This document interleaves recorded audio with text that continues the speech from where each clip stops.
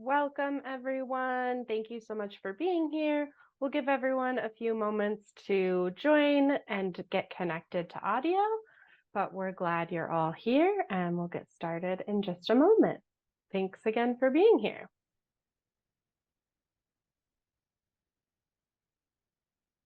For those of you who are just joining, welcome to Retention Planning, Build It and They Will Stay Part 2. We're just waiting for everyone to get on the webinar and get connected to audio, and then we'll get started on our content, but we're really glad to have everyone here.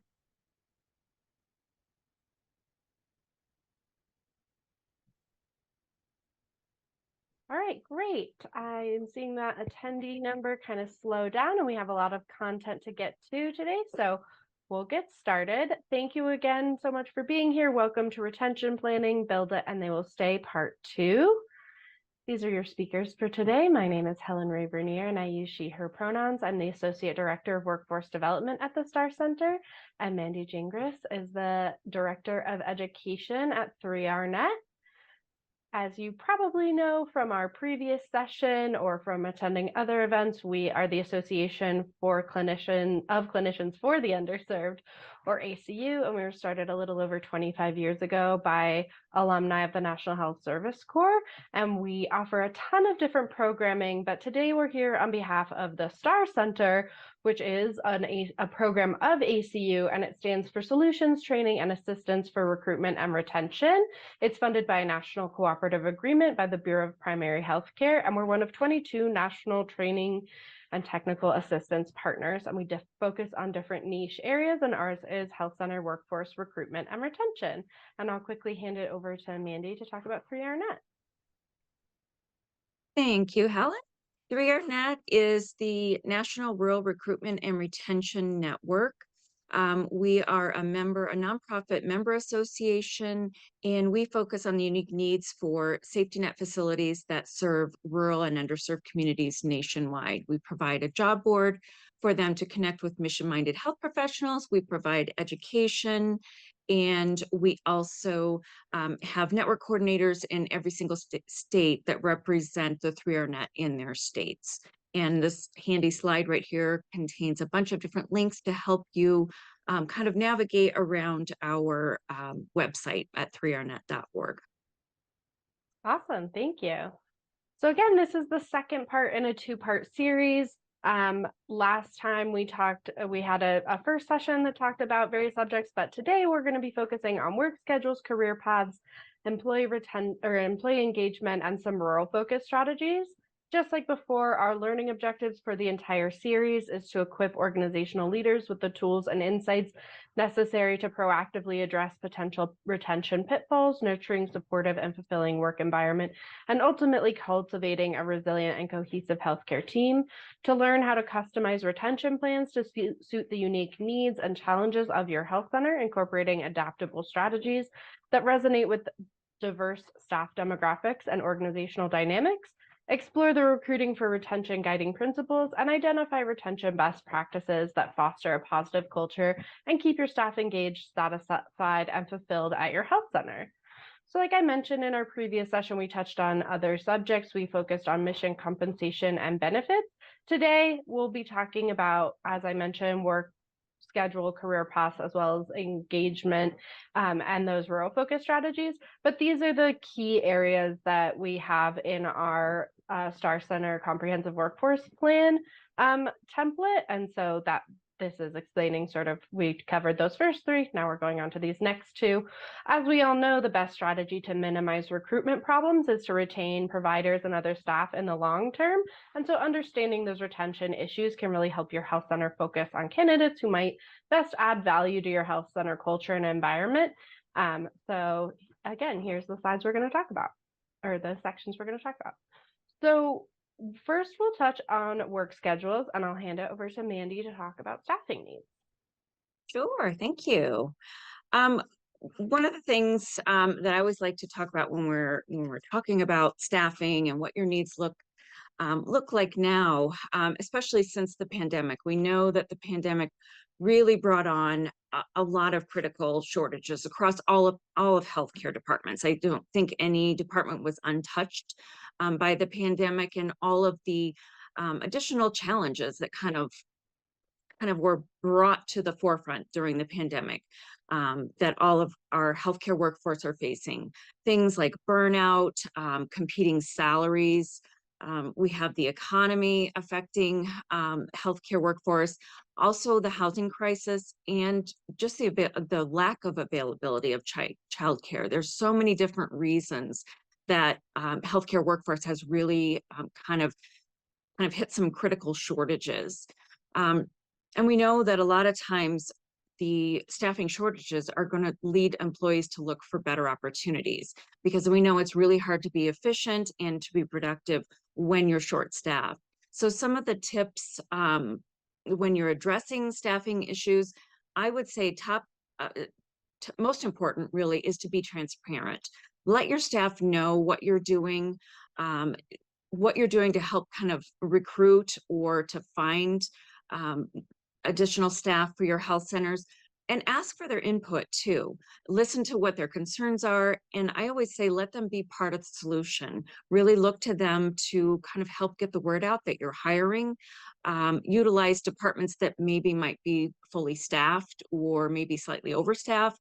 These are areas where you might be able to do some cross training or some upskilling, or even succession training, which we'll talk more about in a little while. Um, but it's also really, really important to know what your turnover rates are. Make sure that you are conducting those exit interviews to really understand what your turnover is, and really make sure that you are um, kind of tracking that turnover and making sure that you're identifying any areas of concern. If you have, a lot of turnover maybe in certain departments or that type of thing, that you're really staying on top of your turnover, and maybe some things that you can do to mitigate that. And with that, I'll have you go on to the next slide.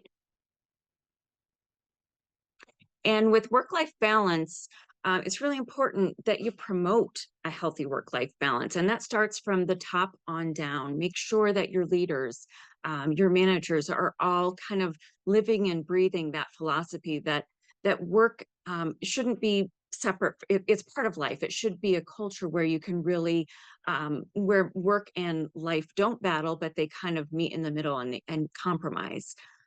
Offering flexibility in schedules is so important in today's workforce, and really promoting and encouraging people take the time off. Make sure you're offering really flexible time off policies, and generous time off too, and really encourage your staff to get out, enjoy their hobbies, get together with their family, do some traveling, whatever it is that they can do to kind of get out, get away from work, refresh, recharge, and then come back to work with, a better mindset. I also like to say it's really important to also host different activities outside of the facility that are going to help your staff really kind of come together on a personal level outside of work.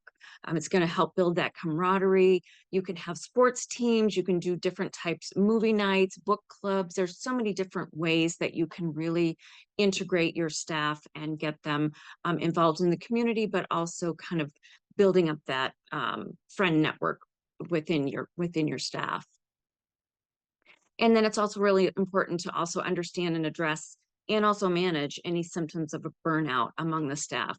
Make sure that it's part of the conversation when you're talking with your staff, when you're doing your one-on-ones or your weekly meetings, and make sure that you are engaging in wellness strategies too.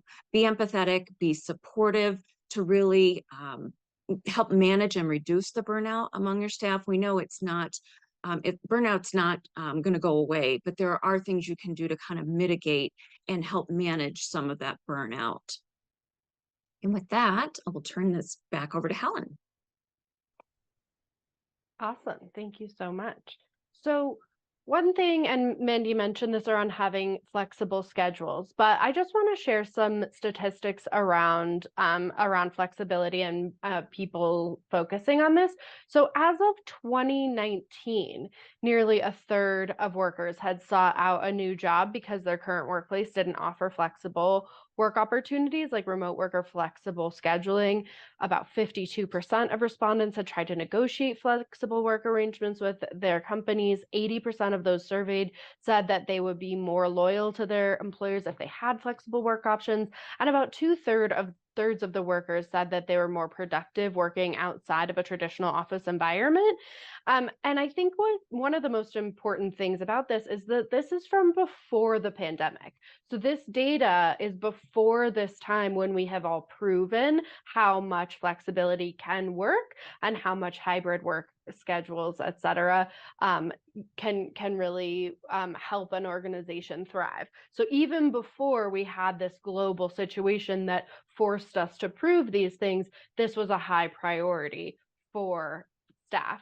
And in a tight labor market, we know that organizations can't afford to ignore the value that employees place on having those flexible work options. And leaders also can't dismiss the very real bottom line impact of offering flexibility, and that impact that it has on their employees' productivity and retention rates. So when we're talking about this isn't just some new fad that we're pushing forward, but it's something that people have been thinking about for years at this point. And it's important to think about too, this is a fairly low or no cost strategy. And we're thinking about making sure, of course, that we have that adequate clinical coverage and on-call coverage, but there's always ways to do that through creating new and sort of innovative ideas of what our schedules look like, whether it's part-time, flexible, hybrid, or remote schedules. And when we say flexible schedules, we're not saying just people can like leave whenever they want, or without any warning, people can say, oh, just kidding, I'm leaving today, because that doesn't lead to that coverage to, see our patients who are funded to serve and why we're all in this. Instead, it's the idea of having the community and culture that's open enough that someone can come to you and say, hey, I'm feeling burned out, say, as Mandy was mentioning, and you can work with them to think about, hey, maybe creating a part-time schedule or 4-10s or some kind of way where we're making sure that people have that time that they need to have that work-life balance, but they'll continue to stay with you. And that can really help focus on retaining them by making sure that you're showing them that you see that they're human first and they have things going on outside of work too, and you want to make room for all of that as you do. So then part of this too is thinking about hybrid and remote work. We know that the idea of the 9-to-5 day has really changed, and it's important for us to sort of recognize that and understand both generational differences and just cultural differences as well. And part of this, if we're creating, again, those flexible hybrid or remote schedules, we're able to think about diversity in a different way and thinking about the schedules of all kinds of different people that we might be working with, including students, parents, people with disabilities or neurodiverse people who have responsibility to care for an adult in their life, or other kinds of things that might be going on for someone. So if and when you're going to do this, it is important to develop policies and procedures and have those written down. And as you're doing that, get input from staff. Again, this should be something that is responsive to the needs of your staff, rather than just something that you're saying, this is how we're going to do things, hope it works for you, good luck. And making sure that throughout that process, you're, again, in communication with people, making sure that what you're planning works for them, and that everyone sort of has an understanding of what these policies and procedures will mean moving forward. Do think about, of course, legal requirements, for example, tax implications if someone is working from home in a different state than where your organization is based. And then also think about remote work needs. If you're hiring someone and you want them to work remotely, think about potentially offering a stipend for their Wi-Fi, or getting them, another monitor if they have more of a desk situation, et cetera. These are all things that we need to think about. But again, it's a really powerful way to create that understanding that we see our employees and our staff as real people, and we want to make work for them. Career paths is also a really important piece of this puzzle, and that involves it can sort of take shape in a lot of different ways. So whether it's career paths, staff development, or succession planning, they're all really important pieces in the overall retention puzzle and the overall sort of staff professional development puzzle as well. So it's really important that we have well-defined, clearly communicated pathways for advancement that can really encourage employee satisfaction and retention, especially among diverse and underrepresented workers. And we know too that employees are generally more engaged when they believe that their employer is concerned about their growth and provides avenues to reach their individual career goals while also fulfilling the organization's mission as well. And a career development path provides employees with an ongoing mechanism to enhance their skills and knowledge, and that could lead to the mastery of their current job, promotions, and transfers to new or different positions, among other things. And so implementing career paths may also have a direct impact on the entire organization by improving morale, career satisfaction, motivation, productivity, and responsiveness in meeting different departmental and organizational objectives. So why should we be engaging in this? In the 2022 LinkedIn Global Talent Trends report, data found that employees believe professional development is the #1 way to improve company culture, and the consequences of neglecting development are really significant. And so according to another report, 86% of professionals said that they would change jobs if a new company offered them more opportunities for professional development. Of course, it's also good for business. A recent survey from an organization called Better Buys found that employees who get professional development opportunities are 15% more engaged and have 34% higher retention than those who don't.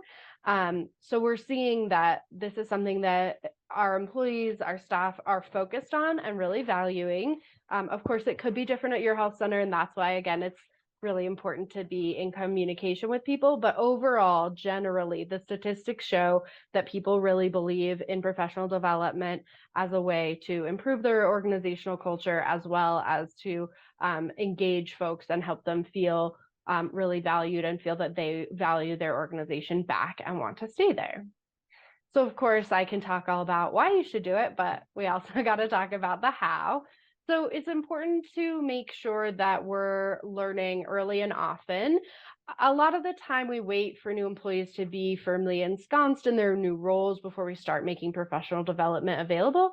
But by connecting them to learning right out of the gate, our offerings can be much deeper and have a much deeper impact on their experience in the company. So even throughout the onboarding process, staff development can occur through questions like what motivates you, how should we work together, things like that. And then think about setting aside a certain day to focus on professional development across the organization as well. That's that often piece. And you can, if this is a set experience, even new employees can work and focus on their development. And then those days can happen at different cadences, depending on your organization or the department. And they can have themes or just be open to each individual's learning goals as well. We can always be, thoughtful and flexible about what will work in this. It's important to make learning rituals. So giving employees a professional development opportunities keeps them engaged, as we already talked about, which is important, of course, because disengaged and bored employees are twice as likely to leave. The same study that data comes from shows that 80% of respondents agreed that learning new skills would make them more engaged. So having that professional development be consistent enough to feel like a habit or ritual increases people's association between their organization and those opportunities. And it can also be a really important way to offer team and relationship building. When people learn together, their feeling of team cohesion is really improved. It's also important to provide coaching beyond the C-suite. We know that coaching is one of the most requested employee benefits, and it's a proven win. But until recently, coaching was reserved mostly for senior executives and high performers whom a company deemed worthy of investment. But over the last few years, and especially since the pandemic, managers and HR leaders have been really overwhelmed by the employee need for coaching, especially since they don't have time often to do it themselves. And coaching allows people to really take their personal and professional development to the next level. A coaching culture is the practice that's most highly correlated with business performance, employee engagement, and overall retention.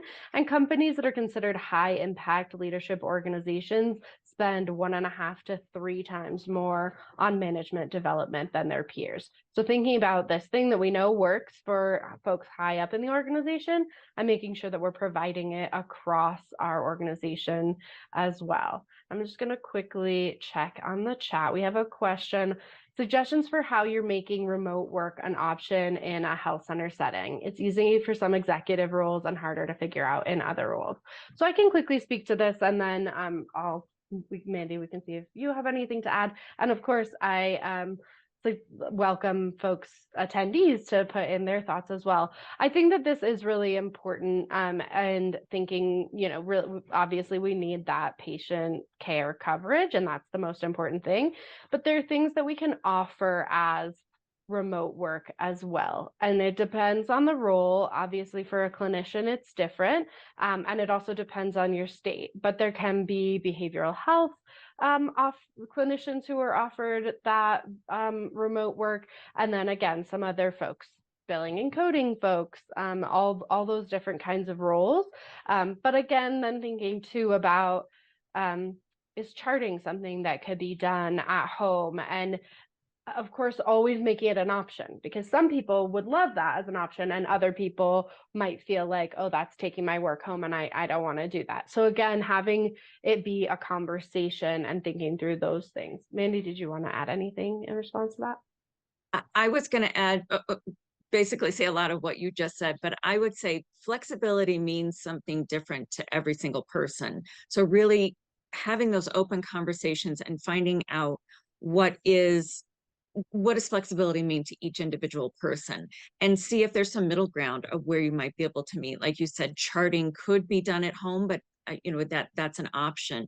I've also seen a lot of HR roles or administrative roles be remote or hybrid. I always like to see more of a hybrid kind of a work schedule, a flexible work schedule, because it still allows for people to really be engaged with the organization and not feel that they're working on an island by themselves, that a lot of times fully remote staff will feel. But just looking for that ways that you can provide flexibility, but really finding out what the flexibility needs are on a unique individual basis is really key. Awesome. Yeah. So also, as we're thinking about how to do the career paths piece of this, it's really important that leaders clearly articulate how talent can move from those entry level to higher wage roles within the organization. And so creating strong career paths really starts with determining the required skills and competencies to reach various roles or career stages. And then next, the leadership team can really identify available training and professional development resources for employees to gain those skills. And then finally, we're clearly and consistently communicating that information to employees, and that will enable them to make informed decisions and pursue growth opportunities at the company. I think one of the things that's really important here is around, so often we don't know what we don't know. And so folks need that guidance from leadership of what skills they should be developing and honing as they move into different roles. So we do need to be really clear about that, and then making sure that we're communicating equitably, and making sure that everyone knows what the opportunities are and availability are. Now I'll turn it over to Mandy to talk about succession planning. Thank you again. So succession planning, much like career paths and professional development, it's really a great way to keep your staff engaged. It's also an excellent recruitment and retention tool. It's really your opportunity as an organization to plan ahead of some of the key departures, but at the same time preparing some of your current employees for future roles or developing them throughout their careers. There's a lot of benefits that come with succession planning. One can help to keep some of your hiring costs down. It can also improve your employer brand. And again, it boosts your retention rates all at the same time. So there's a lot of really great benefits for succession planning. We also know that it's really been growing a lot in the last several years, particularly because the baby boomer generation is actively retiring now.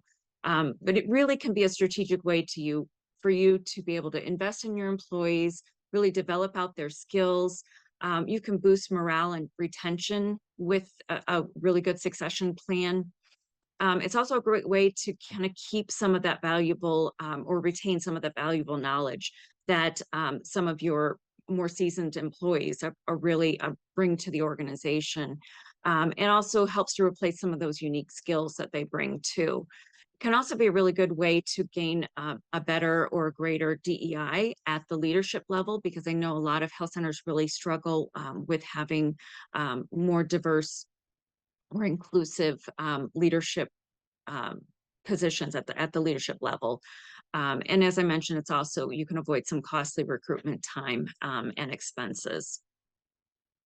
And we do have on the next slide, we have a resource guide that I wanted to make sure to share with you on succession planning. This is a really great tool. There's a template in here to kind of help you kind of think through the processes. Typically, succession planning can really take anywhere from 12 to 36 months to really hone out the processes for that. One thing to know, it's really important to revisit your succession plan pretty regularly, and then make changes as your organization evolves and new positions are needed to kind of to hone things out. And then with the next slide, this just kind of gives you a snapshot of what the succession planning guide provides. These are just some really great action steps to kind of help you kind of think through that process and really get started on your succession plan. First and foremost is preparing your leaders, making sure that everyone is on board to participate and that you have buy-in from your leaders. And start establishing that open communication so that you can start to transfer that knowledge. You can provide job shadowing time but also make sure that you are looking at your organizational chart and really kind of determining who your champions are within your organization. Really looking for employees that maybe they're achieving success in smaller projects. People, when you do your stay interviews, that you know they are interested in growing their careers within the organization. These are all key people that you want to make sure that you have them in mind for different areas of leadership within the organization, especially if they're showing a lot of the skills that are going to be needed to have strong leaders within the organization. And then you can also help to kind of develop them into good leaders and making sure that you're training them as well. And it's also a really good way to kind of match the job functions to the different employees or different staff strengths as well. Awesome. And I'll turn it back over to Helen. Thank you. I'm just going to quickly go back one slide so that folks we have a request for the link. So you can hold up your phone and use that QR code, but we can also put the link in the chat in just a moment. And so with all our webinars, the recording and slides will be shared as well, and it's linked in there. But so now folks have had a chance to hopefully use that QR code. And yeah, we love the idea of internal employee shadowing. Thanks, Rachel. So I know in the last session, we talked a lot about the JEDI lens, justice, equity, diversity, and inclusion, and applying that. But we want to make sure that we're talking about that with these pieces as well. So when we're talking about workforce development, health centers development strategy should really meet the needs of diverse staff. As Mandy was saying, so often we see, even when there is diversity within an organization, it's not representative at the top of the org chart. And so we see there's not as much representation of Black, Indigenous, and people of color. Other underrepresented or historically marginalized groups are sort of left out of that upper tier. And so when we're developing these strategies, this is an opportunity to be really intentional about being just, equitable, diverse, and inclusive. So this can be including mentorship and talent development opportunities focused on different needs, acknowledging inequities in workplace advancement, ensuring access to leadership positions for all staff, and acknowledging that experience, it can be as important as education. Of course, when we're saying this, I'm not saying that someone doesn't need to go to medical school to get a degree, but we're saying if you have a lot of experience in the community, you might not need to have a graduate degree to achieve a certain position. Or if you've been at the organization, you have all this institutional knowledge, that is sometimes and often really a lot more valuable than a specific kind of diploma. Again, recognizing that there are certain things that people do have to go to very specific school for.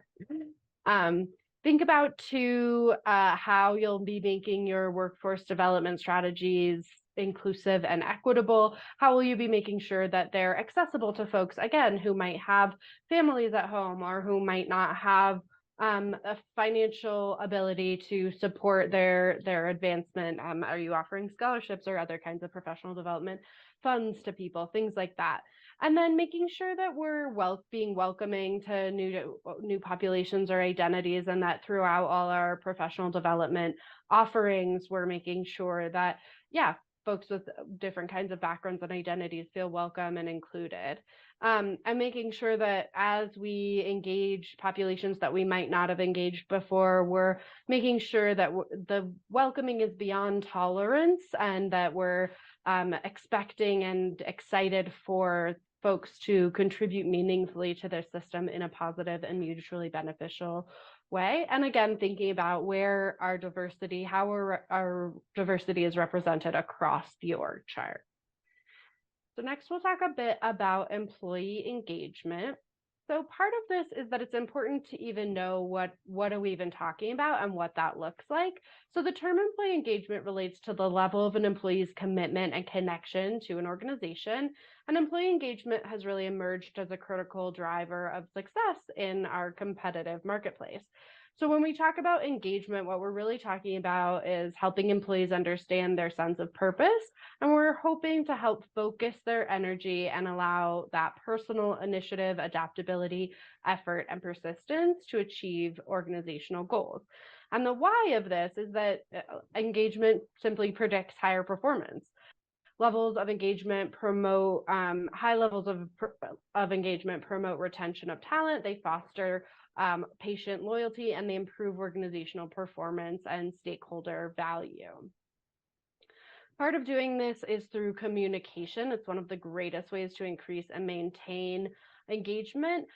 It's important, though, that when we're talking about this, that we focus on two-way responsive communication. And this can take various forms, including staff satisfaction or staff engagement surveys or employee engagement surveys, stay interviews, which we'll talk about a little bit more later, listening sessions, formal and informal recognition. But really, this is an opportunity for us to be talking to our staff and then hearing back from our staff as well, to be making sure that we're meeting their needs and that our retention strategies are tailored to what our staff actually wants, so that it has this impact that we want.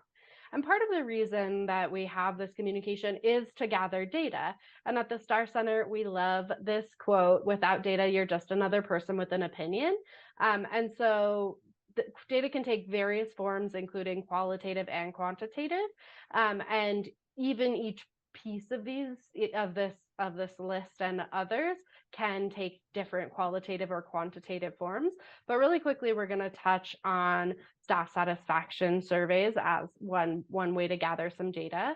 So there are various things to take into consideration as you begin to plan your staff satisfaction surveys.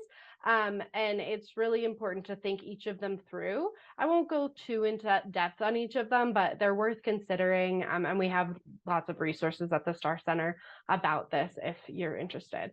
But it's important to consider what type of survey makes the most sense for your organization. You could do employee opinion, satisfaction, employee culture, employee engagement. There's lots of different things that we could be talking about and asking our folks about. So we just need to think about that in advance. Think about the timing and frequency of your employee surveys. You should conduct surveys of employees on a regular basis. Lots of folks elect to ask for feedback annually. And when we do this, when we're requesting regular feedback, it shows employees that the organization actually cares about how they perceive their work and their environment. But choosing when to conduct the survey takes careful consideration. Obviously you don't want to do it around a big holiday or around staff evaluation time or things like that. So be thoughtful about that. Think about your survey design. What have you used in the past? Did they work? What was useful and what wasn't useful? What kinds of questions did we want to ask, etc. Think about policy issues. Lots of organizations don't see a need to develop policies about the conduct of periodic surveys of employees, but your internal policies and practices should be consistent with existing policies, rules, or labor practices. Similarly, thinking about legal issues, the biggest problem that can come up around this is that if you use a third-party survey provider, and if that party has infringed on a copyright, or is offering what's called a pirate or counterfeit survey, you have to be thoughtful about, or you have to be careful about that. And then the other kind of legal issue that does come out is if the organization has unionized employees, the employer must provide appropriate notifications and advanced discussion to ensure agreement to include union employees in the survey. Think too about your communication, how you're going to prepare supervisors and managers in advance with information about the rationale for conducting the survey, expectations of timeliness and communicating the results, your plans to follow up on the results and any questions that folks might ask. And again, for unionized environments, it's a good idea to also brief the union representatives and different stewards on the process and timing of the survey. Think about what kind of technology you're going to use. This one is fairly straightforward, but it's worth thinking about. Are you using SurveyMonkey? Are you using some other, I've heard of a lot of folks recently using internal Microsoft options. Within the Microsoft suite, there's a way to collect survey data. So just thinking through what works best for you. And then you'll be interpreting the results. So making sure that we're not taking everything at face value, even on the positive end of the spectrum, regardless of whether the organization is working with a third-party vendor or tabulating the results in-house. You'll need to assess the reliability of the data and also make sure that you're thinking about the way that you want to display the results. And then survey follow-up is really important, establishing those cross-functional teams to respond and act on the survey findings. It's really important that this team has leadership support and buy-in, but we also need to make sure as part of that there is funding and actual, again, power to make those changes. It's actually worse to send out the survey and ask these questions and then not act on the results than it would be to never ask in the first place. So making sure that that team who is doing the follow-up or anyone who's involved in that process actually sort of knows the scope of what's possible and has some power to get some things done. In addition to the information that can be generated as a result of an employee survey, some organizations also choose to initiate some strategic conversation with some employees to explore key issues more in depth. And the hidden power of these conversations does lie in the fact that they're not about data, but about dialogue. So again, getting back to that two-way conversation, and they can really help make employees feel valued and they can show that the organization is really treating their opinions with dignity and respect, which is really powerful. Next, we'll talk quickly about stay interviews. Not even that quickly. Next, we're just going to talk about stay interviews. A stay interview is a structured discussion, typically with a supervisor conducting that with each individual employee to learn the specific actions they must take to strengthen that employee's engagement and retention with the organization. Why they're so valuable is that you're able to bring information that can be used today. You're in conversation with someone and you glean information that you can make a change on that very day. They're also focused on individual employees, including those top performers. So if someone, you can sort of nip any problems in the bud and help create that space where you know exactly what you need to do to retain those really high performers or anyone. And then you're also putting supervisors in the solution seat. You're saying, hey, I want you to have a conversation with the people you supervise and help create solutions to ensure that we're doing a good job of retaining them.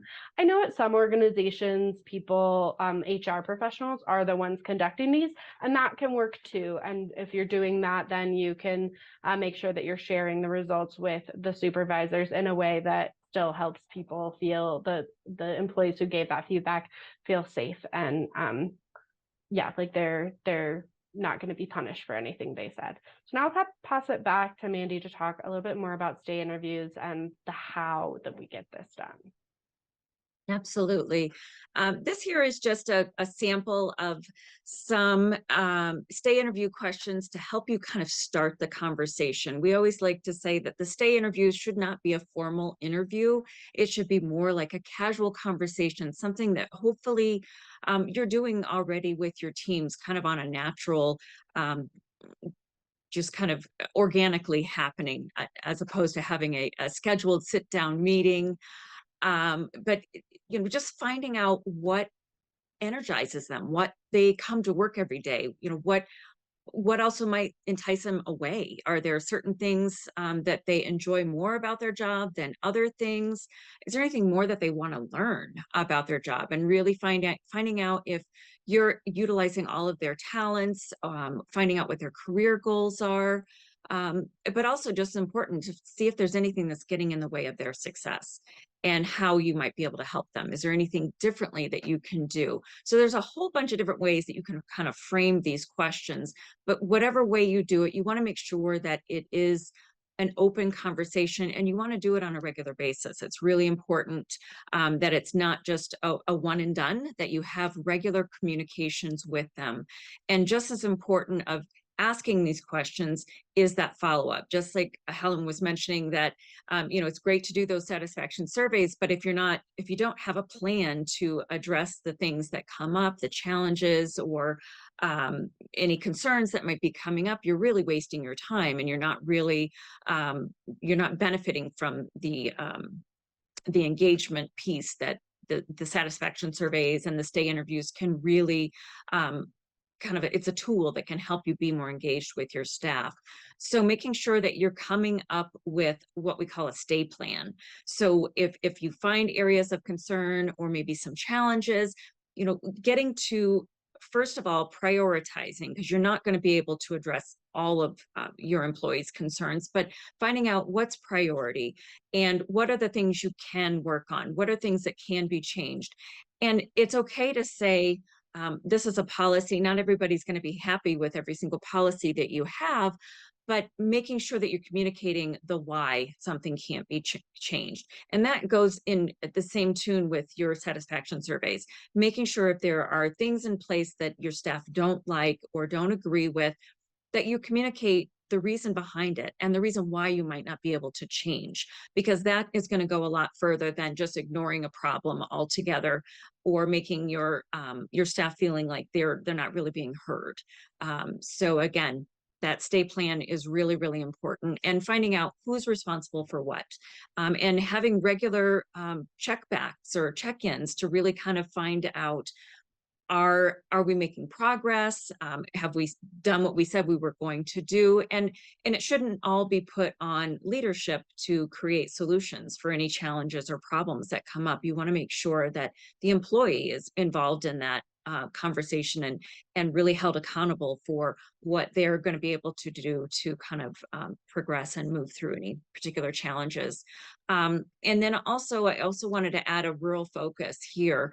If you are in a rural or an underserved community, it's really, really important. We know that your providers, your clinicians, whether or not they are happy in the organization isn't always the sole determinant of whether they're going to be retained in your organization.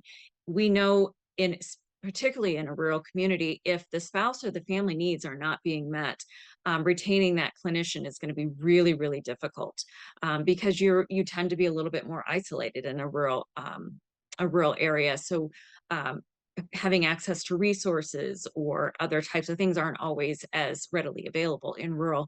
So finding out, during those stay interviews or those conversations, how their families are doing, if there's anything that maybe the organization can do to help if they're really struggling in any different areas, whether it's finding childcare, for instance, is one that we see come up a lot of times.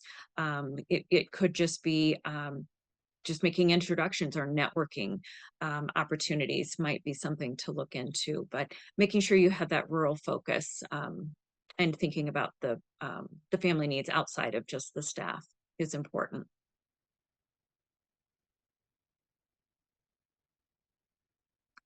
And with that, we're going to kind of focus on some of our rural focus strategies. And one thing I did want to point out, this is just a handful of lots of different strategies that really kind of have a rural lens on them.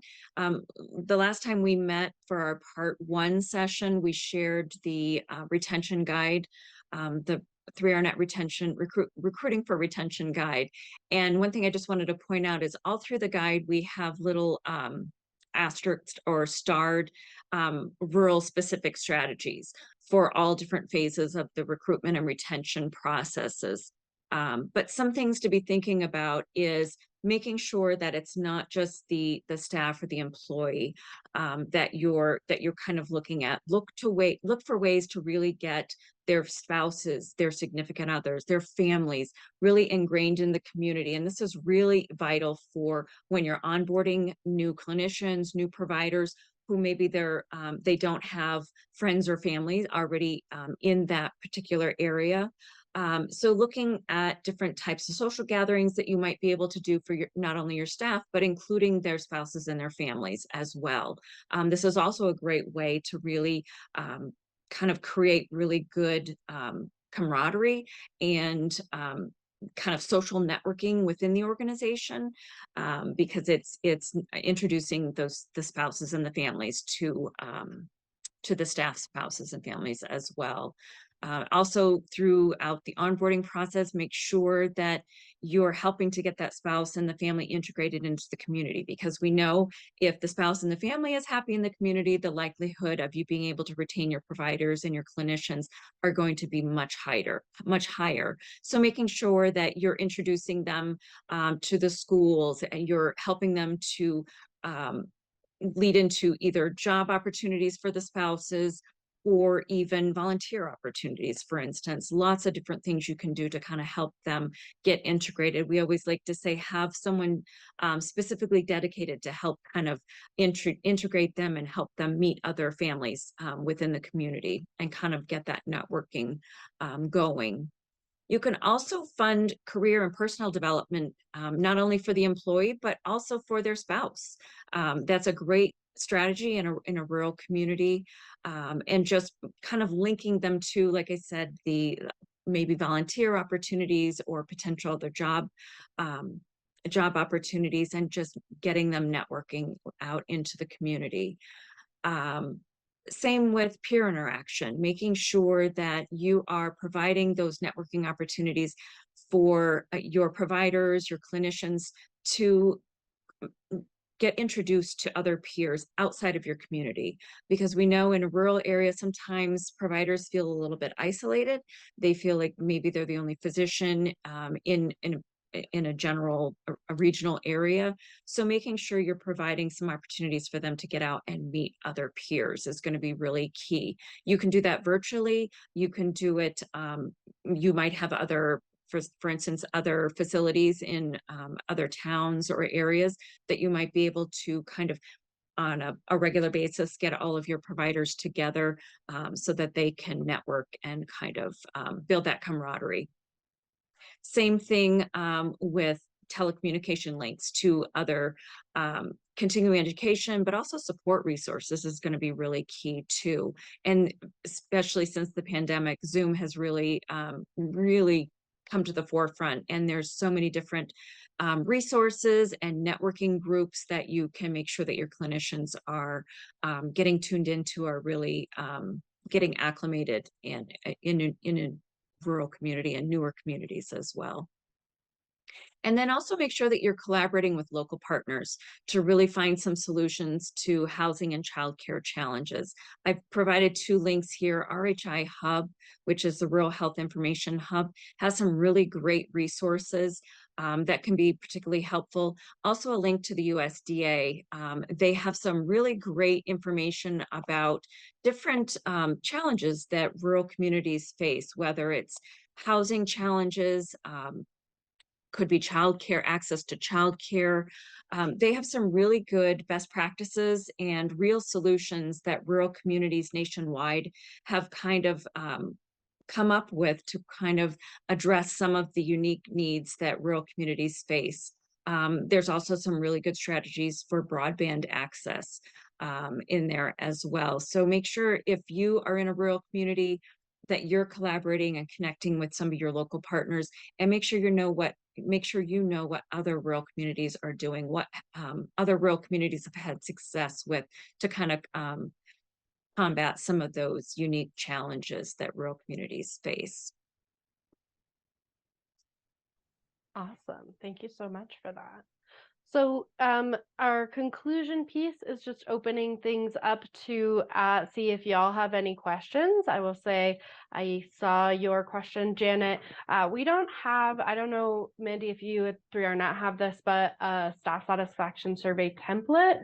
We don't have one in part because it really should be very specific to your health center, but I see that Rachel also shared something.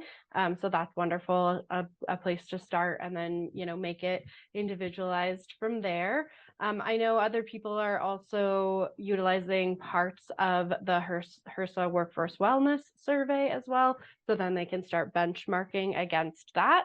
And then we have some other resources of sort of suggestions of things to include, but I don't know, Mandy, if you want to add anything on that. We do have in our recruiting for retention guides, we do have an engagement satisfaction engagement survey template. That is a great place to start. I always like to say, like you said, Helen, you really do need to kind of customize it. But I also agree that the HRSA workforce, the HRSA satisfaction survey is a great starting place. I think they have more than 115 questions. It's quite lengthy. It's very long, but there's some really good questions in there. So I always say, look through that and really pick and pull out what really resonates with your organization and, has kind of centers around what your unique needs are.